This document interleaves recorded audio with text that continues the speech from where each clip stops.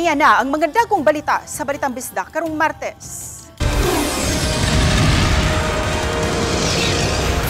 Halapad nga pagbaha na sinati sa pipila ka mga lugar sa Sugbo. Grabing baha na sinati usab sa pipila ka mga lugar sa Siquijor, Bohol ug Negros Oriental. Sitwasyon karon sa Eastern Visayas atong sayran. Ug mga sakyanan milutaw sa tubig baha. Kini ang GMA Regional TV, Balitang Bisda. Maayong hapon, ako si Cecil Kibod Castro.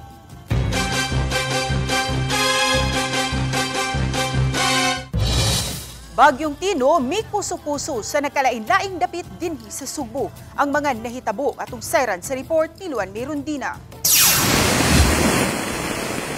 Tungod sa way hunong nga pag-uwan, Guadalupe River sa Cebu City may aksyon ug awas. Human ma-monitor ang padayong pagsaka sa level sa tubig sa suba, gialerto ang mga mulupyo ilabi na ang ana sa sitio Sapang sa Pagmatmon. Human usab sa pagbunok sa uwan kaganyang alas 4 sa kadlawon, ubay-ubay nga mga dapit sa Sugbo ang nakasinati og grabing pagbaha. Sa post ni Pobreng Laagan, makita nga nanglutaw na ang pipila ka mga sakyanan sa sulod sa Villa del Rio 1 subdivision sa Barangay Bakayan, Cebu City. Matod sa usa sa mga residente sa lugar, nagsugod ang baha humani awas ang Butuanon River. Samtang sa post usab sa social media sa Our Lady of the Sacred Heart Parish Capital, makita sa mga hulagway nga gibahaan sa tubig ang ground floor sa simbahan. Wala ra hinuon makaabot sa misahan, kay nahimutang kini sa hataas nga lugar samtang nahimutang sa lupa ang opisina sa parokya. Sa Barangay Tabok, Mandaue City, gisanapan og tubig baha ang mga panimay tungod gihapon sa nasinating kusog nga uwan kaganihang kadlawon. Susama usab ang nasinati sa mga residente sa Deca Homes sa Dakbayan sa Talisay. Nanawagan ang uploader nga si Minerva Herodias og tabang sa mga hingtungdang ahensya humanisaka ang level sa tubig baha. Daw nasusama sa suba ang sitio Galaxy sa Barangay Danglag sa lungsod sa Konsolasyon. Matod ni Angelic Bacos, tungod sa kataas sa tubig baha, halos di na makita ang mga balay. Matod pa, adunay mga residente nga nisaka na sa atop sa ilang mga panimay. Grabe usab ang nasinati sa mga mulupyo sa Villa Azalea sa Kutkot, Liloan. Daghan sa mga residente sa lugar ang makita nga atuan na sa taas nga bahin sa ilang balay human sa napi sa tubig baha ang ilang ground floor. Makita nga nagkupo sa trapal ang kadaghanan samtang nagpaabot nga adunay makatabang kanila. Aray atop ng langkat Sa usa ka townhouse sa Barangay Alang-Alang sa Dakbayan sa Mandaue, natumba ang usa ka dakong punuan sa kahoy. Ug didto kini natumba sa usa ka sakyanan nga nakapark. Sa laing kuha ni Abarquez, makita usab nga natumba ang Christmas tree nga gipabarog sa Mandaue Plaza. Wala na namis atop. Kusog nga bulog sa tubig baha sa sitio Pulang Bukid sa Barangay Alang-Alang na sinati usab. Tungod sa kataas sa tubig, misaka na ang level ni ini sa ikaduhang andana. Matod sa Pag-asa Visayas, sukad alas 8 sa buntag kagahapon November 3 hangtod alas 8 kaganihang buntag November 4. Niabot sa 183 mm ang uwan nga nabubo sa tibok lalawigan sa Sugbo o 915,000 ka mga baril sa tubig matag square kilometer. Nasinati ang heavy to torrential rains alauna kaganihang kadlawon ug nihinay pagka alas 2 sa kadlawon. Apan subli na usab nga nasinati ang hilabihang kakusog nga uwan pagka alas 4 sa kadlawon hangtod na sa paglandfall sa Bagyong Tino sa Borbon kaganihang alas 5:10 sa buntag. Above normal na siya sa atong climatological normal sa month of November kay usually sa November ang atong ulan analang sa 130 millimeters. So nalapas na nato ang atong quota or normal na rainfall for this month. Uban ni Clans Gabutin, Luan Merondina, Balitang Bisda.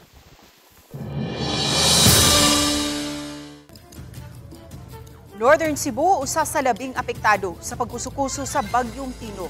Fam, unsay na monitor ninyo sa iyo kaganihang kadlawon sa wala pa kini may landfall dito sa lungsod sa Borbon? Ses kapit gyud sa 4 ka oras nga grabe ni kuso-kuso ang bagyong Tino sa Subo ilabi na sa Northern Cebu nga niresulta sa grabing pagkadaot sa mga pipila ka mga panimay, establishmento nga alang sa patigayon ug dikalas ug mga kinabuhi. Pasado launa pa lang ganihang kadlawon, gitumba na sa kusog nga hangin ang punuan sa kahoy, daplin sa daan sa lungsod sa Carmen. Pasado 2:00 sa kadlawon, ni kusog pa ang hangin nga nagdala og kusog nga uwan. Way hunong ang pag-uwan nga nakatugaw sa maayong pagkahinanok sa mga mulupyo nga mihiklin sa evacuation center sa Danau City nga nahimutang sa barangay Sabang. Gibanawan ang ilang evacuation center. Mas mikusog ang hapak sa hangin pasado 5:00 ganihang kadlawon. Dihang ni landfall ang mata sa bagyo sa lungsod sa Bourbon. Mga kapuso, mag-aalas 6 na karong orasa pero hangtod karon mas ni grabe pa kakusog ang hagupit sa Typhoon Tino dinhi sa Danau City, Cebu. Gitumba sa hangin ang dagkong mga kabinet, mga punuan sa saging ug mga kahoy. Gipalid usab ang mga atop sa mga panimay. Taliwa sa pagkusok-kusok sa bagyo, adunay usa ka tagbalay nga nipaayom-ayom pa sa iyang balay. Pasado 8:00 na sa buntag, nilurang-lurang ang kusog nga hangin ug ulan. Og kini na ang misugat kanamo. Nangatumba nga punuan sa kahoy. Baha nga mibanaw sa National Highway sama sa barangay poblasyon sa lungsod sa Danau. Lapas sa hawak ang giladmon sa baha o dili na maagian sa mga sakyanan nga mobiyahe paingon sa norte ug pabalik. Nasusama daw sa usa ka sapa ang National Highway sa barangay Estaca sa lungsod sa Compostela. Kay gasugwak pa ang tubig baha ug kusog ang sug. Hinungdan nga bisan ang fire truck nga mopahigayon unta og rescue operation. Gianod. May na lang nga wa sila mada sa sug. Og luwas ra ang mga sakay niini. Ang padong kami mag-rescue mo mga 2 hours ago or 3 hours ako estimated na kung oras. Pag abot na mo ma'am kay amo na lang untang gi priority ang katong subdivision kay daghan kayo tawag daghan kay call. Sa to say ma'am dili gyud kayo sa fire truck ma'am gianod jud mi tungod sa pressure sa tubig. May mga panimay nga gibahaan. Apan ang unang naguba, matud nila, miawas ang Kutkut River nga mo'y hinungdan sa grabing pagbaha. Nagsugod ang pagbaha pasado 5:00 ganihang buntag. Daghang mga panimay ug establishmento ang nangaguba. Human bahai, lakip na ang mga sakyanan ang gipang-anod. Samtang sa Danau City gahapon pa mipatuman na ang kagamahanan og forced evacuation nga gisunod sa kadaghanan. Ang atong objective is zero casualty yun naninguha ta.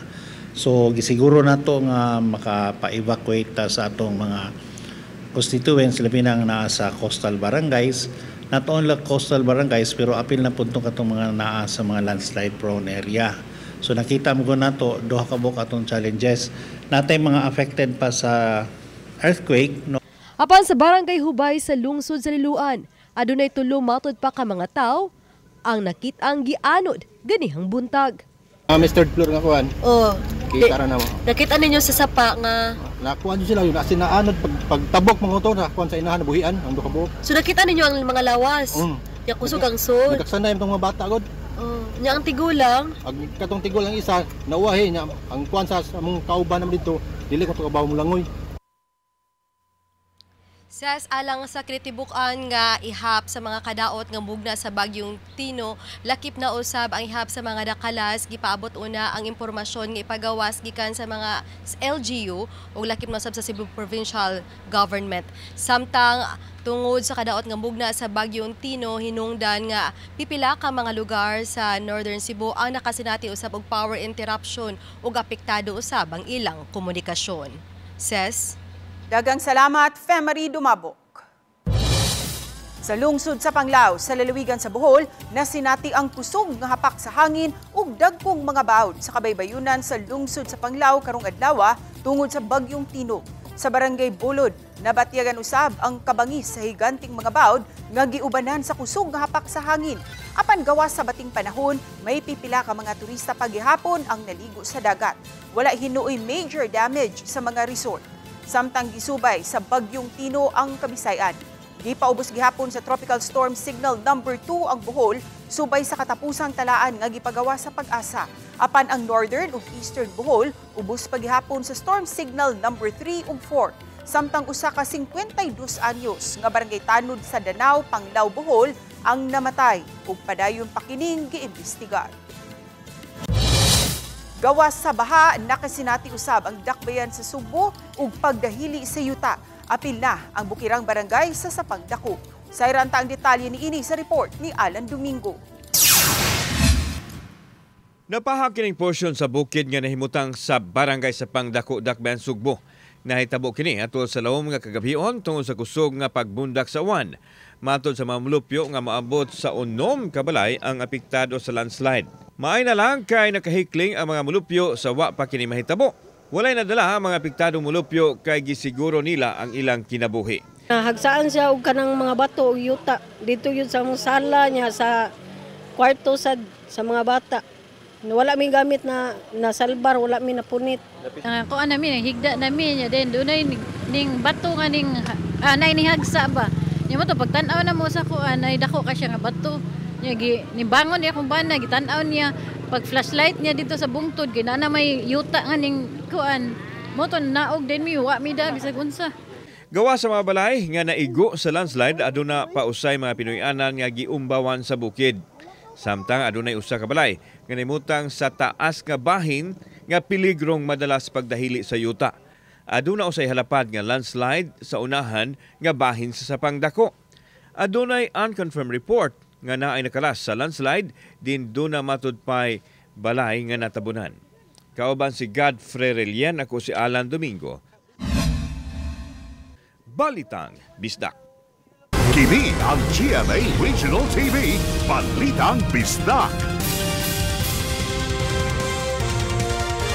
Kini ang GMA Regional TV, Balitang Bisdak. Gibahaan sa Bagyong Tino ang pipila ka mga panimay sa Gihulngan City sa Negros Oriental. Dihang gikuso-kuso ang lalawigan sa Bagyong Tino. Ang detalye sa report ni Luan Mirundina.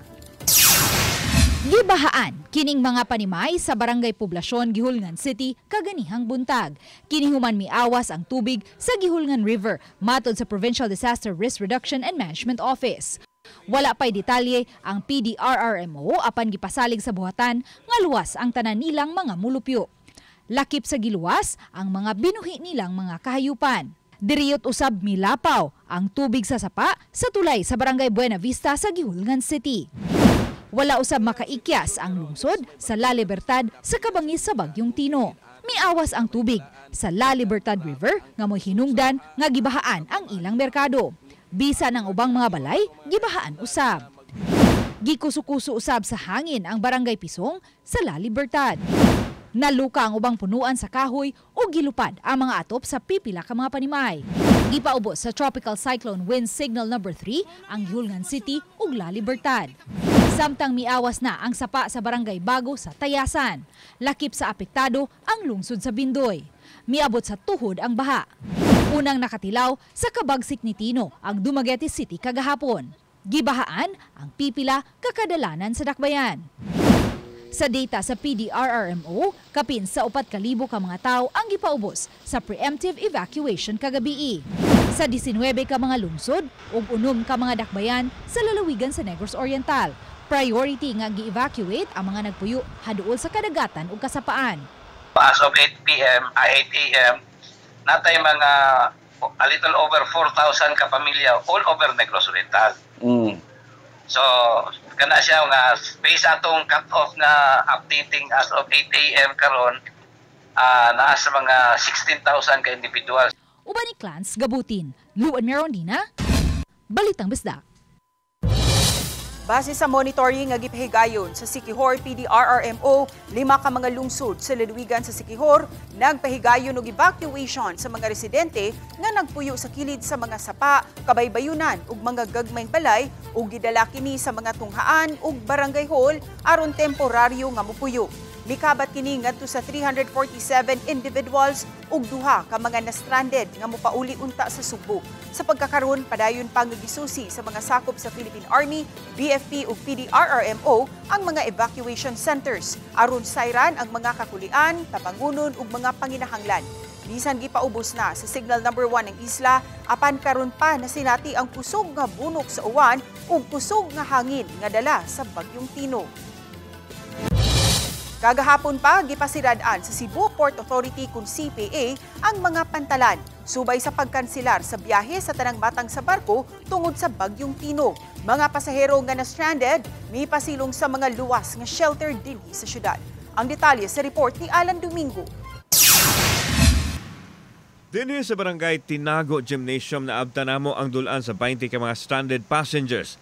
Gikan sila sa Mindanao ug mopadong unta sa Bohol apan naabtan sila pagkansilar sa biyahe ug wa na makadayon. Si Dilialiano nagdali unta nga makapauli kay namatay ang iyang sa Bohol apan wa siya nahimo tungod sa bagyo. Stranded na wa may kaabot sa barko ang larga padulong tubigon. Wa na tuguti sa Cebu Port Authority nga makasulod ang mga pasahero sa ilang pasilidad hinungdan nga ila una kining gisiradaan. Delikado matod pa ang mapantalan sa storm surge. Sa phone interview sa commander sa Philippine Coast Guard, Central Cebu, Captain Jerome Lusada, ipadayag niya nga wa na sakyanan pandagat ang gitugutan nga makabiyahe. Ang tanang barko gipaadto na sa mga dapit nga kataguan aron malikay sa kadaot sa Bagyong Tino. Tungod sa pagkansilar sa biyahe adunay mga pasahero nga na-stranded. Sa kinatibukan, 337 ka mga pasahero ang na-stranded sa nakadayang pantalan sa Sugbo. Adunay 45 ka mga vessels ang stranded og 88 usab ang rolling cargos.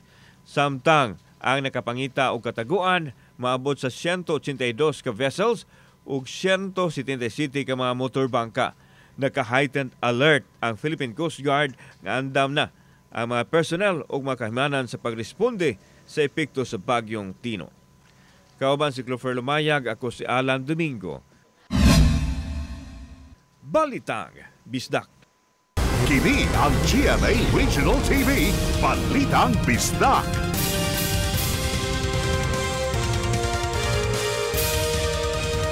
Kini ang GMA Regional TV, Balitang Bisdak. Usa ang takbayan sa Talisay sa grabing nakasinati og pagbaha atol sa pagkusukuso sa Bagyong Tino kaganihang kadlaw. Human miawas kining Mananga River diin ang mga barangay nga gipang-agian niini ang gibahaan kaganihang buntag. Gani ang baha mas lalong pa. Rason nga ang ubang mga biktima nanaka na sa ilang mga atop samtang nagpaabot sa mo-rescue kanila. Ang mga mulupyo sila sa mga barangay Biasong ug Dumlog. Samtang search and rescue operation ang nagpadayon pa diha sa duha ka mga barangay. Daghang mga panimay, establishmento ug mga sakyanan ang gipang-alod usab. Kapin sa 1,000 ka mga individual kung 262 ka mga pamilya ang anaa karon sa evacuation center sa Talisay Sports Academy.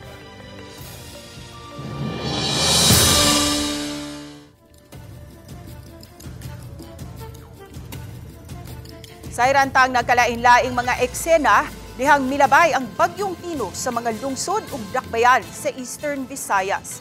Nico, unsay labing uwahing assessment dinha sa Eastern Visayas? Yes, dinhi sa Eastern Visayas gyud unang natagamtaman ang bagsik ni Typhoon Tino. Kaganihang kadlawon ug tunga gabi kaganiha grabe ang paghaguro sa hangin ug uwan nga dala sa bagyo. Ato tan-awon kay atong report. Sayo pa lang, napuno na ang MDRRMC Evacuation Center sa lungsod sa Abuyog. Pasado alas 11 kagabi, dihang nabatigan ang kabangis sa Bagyong Tino. Dala sa bagyo ang grabing uwan ug hangin. Nagdahom ang mga tao nga muhinay na ang kusog nga hangin ug uwan. Apan pasado launa kaganihang kadlawon, mas mikusog pa ang haguros ug mibundak sab ang kusog kaayo nga uwan. Nangatumba pa ang pipila ka mga motorsiklo nga giparking dapit sa evacuation center. Alas 4 sa kadlawon, giubanan namo si MDRRMO head Eric Barcelo nga mipihigayon sa initial inspection. Sa National Highway, daghang mga poste sa kuryente ug mga utilities ang natumba ug nakaalis sa daan. Sa usa ka bahin naglisod pa si Barcelo sa paglabang tungod sa nag-ali nga mga linya sa kuryente. Sa barangay Luyon Sawang among naabtan ang team sa barangay Kapitan uban ang mga tanod nga mipahigayon og initial assessment sa ilang lugar. Wa kunoy dako kaayo nga danyo sa ilang barangay gawas lang sa pagsud sa tubig sa bahin sa seawall tungod sa kakusog sa bawd. Giklaro niya dili kini storm surge ug walay natala ang barangay nga nakalas. Nag-inspeksyon sab sila sa mga kabalayan ug establishmento aron masuta ang epekto sa bagyo. May naagian sab kami nga mga panimay nga giguba sa bagyo. Dunay mga punuan sa kahoy nga naluka ug nangatumba. Sa pagkabuntag na, misugat sa among pananaw ang kadaot sa bagyo nga nahatag ngadto sa mga mulupyo sa lugar, ilabi na sa mga nagpasad pa sa highway. Human sa bagyo, ang PNP mipakatap dayon sa ilang mga personnel aron mapahigayon og clearing operations sa kadalanan. Matud sa hepe sa Abuyog Police, gusto lang sila nga makasiguro nga mabalik dayon ang paspas nga paglihok-lihok nga walay makaali sa dan. Sa lungsod sa Javier, may pipilasab ka mga residente nga nabisi sa pag-ayom-ayom sa naguba nilang panimay, taliwa sa pag-uwan-uwan karong adlaw. Sa San Vicente, poblasyon sa lungsod sa Mahaplag, problema karon sa mga mulupyo ang grabing lapok nga resulta sa nasinati nga pagbaha. Miawas kuno ang suba sa ilang lugar. Apan problema sa mga mulupyo ang paglimpyo sa lugar tungod kay wala pay agas ang ilang gripo ug gikinahanglan pa silang magkaos dito sa may munisipyo. Kiniusa sa mga residente midiskarte na lang sab nga ibuwad sa adlaw ang iyang bag-ong ani nga humay nga nabasa human sila bahai aron dili mausik ug may maluto pang pagpagkaon. Kadaghanan sa mga pamilya sa ilang kapilya lang kasamtangang mipahiluna.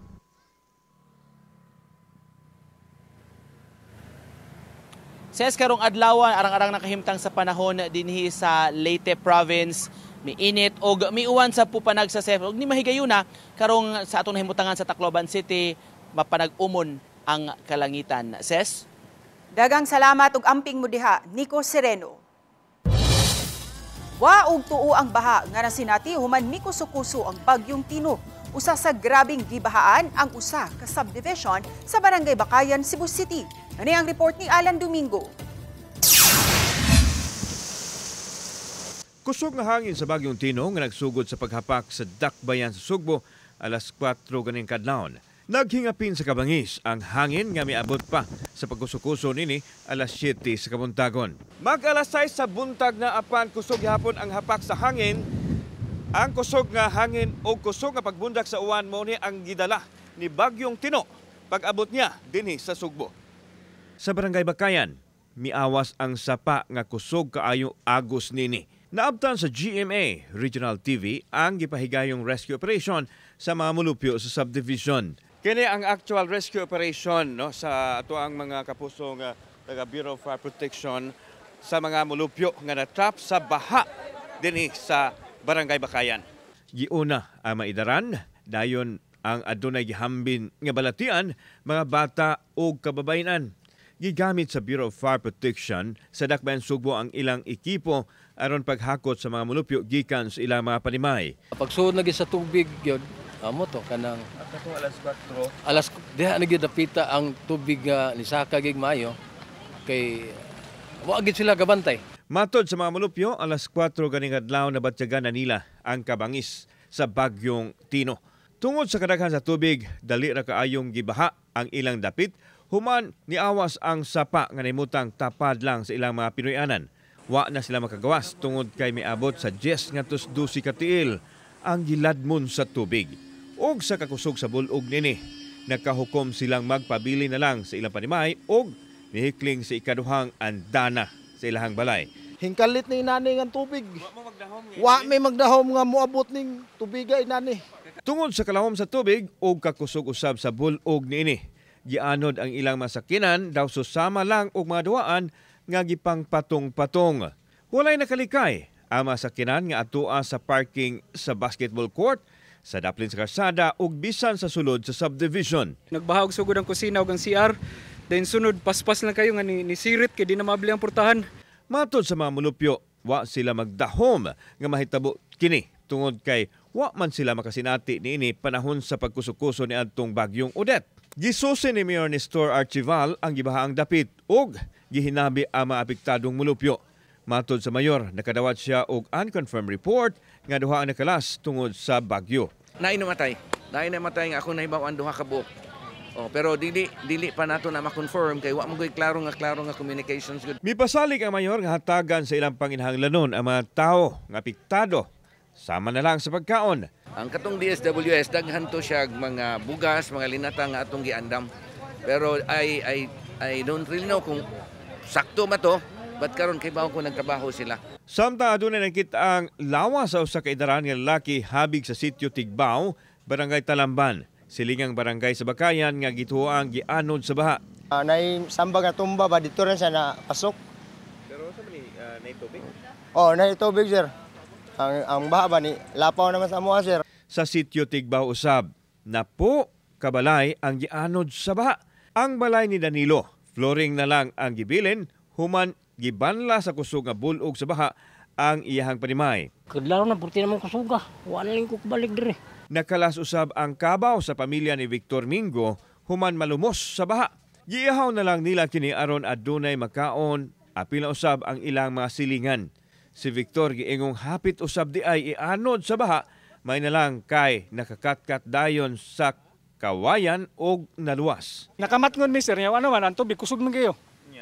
So, among gibuhat, sakal lang mis kawayan. Motorcycle rider ug PUJ driver parehong nadangat sa tambalanan human nahiagom og mga samad ug bunog human magkabangga ang gimaneho nilang mga sakyanan pasado alas 11 sa gabi ni adtong Biyernes. Nasayran sa Lapu-Lapu City Police Traffic Enforcement Unit nga nagsubay sa opposite lane ang PUJ ug ang motorsiklo. Ang PUJ nga gimaneho sa usa ka 57 anyos nga lalaki paingon sa Barangay Paho, samtang ang motorsiklo nga gimaneho sa usa ka 29 anyos nga lalaki paingon sa Barangay Buaya. Apan pag-abot sa kurba dahong bahin sa National Highway sa Barangay Ibo, gikatahong ni overshoot ang motorsiklo nga misangpot sa head-on collision. Tali isa gikasugat nga PUJ. Parehong nahiagom og danyos ang motorsiklo ug ang PUJ. Samtang nasuta sa Lapu-Lapu City Police nga nakainom og inimnong makahubog ang motorcycle rider.